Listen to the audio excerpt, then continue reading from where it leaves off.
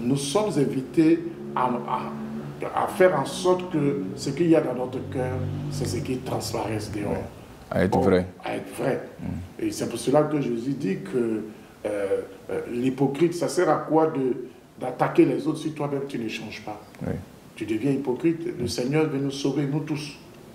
Alors, c'est un appel. Moi, je pense que nous devons faire vraiment un appel à nos frères et sœurs chrétiens. Et vous l'avez dit dans votre méditation. Et je voudrais que vous insistiez là-dessus, à faire en sorte que nous soyons des chrétiens authentiques. Des gens qui disent ce qu'ils font et qui ne disent pas « fais ce que j'ai dit et ne fais pas ce que j'ai fait ». Parce que très souvent, c'est ce que nous constatons. Voilà. Alors, nous attendons ça de vous maintenant, mon Père.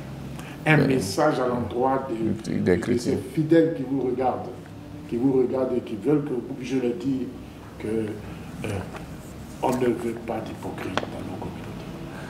D'accord, chers frères et sœurs, chers fidèles, le Père Augustin l'a si bien dit, hein, et comme je l'ai dit tantôt, on ne peut pas cacher la lumière avec un seul bras.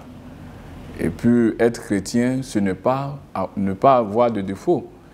La sincérité implique de nous montrer tels que nous sommes devant le Seigneur pour que, à travers nos frères, à travers les corrections fraternelles, on puisse s'améliorer. Et aussi, l'invitation de ce jour, c'est d'aller plus loin dans notre manière de regarder notre prochain quand il est en faute.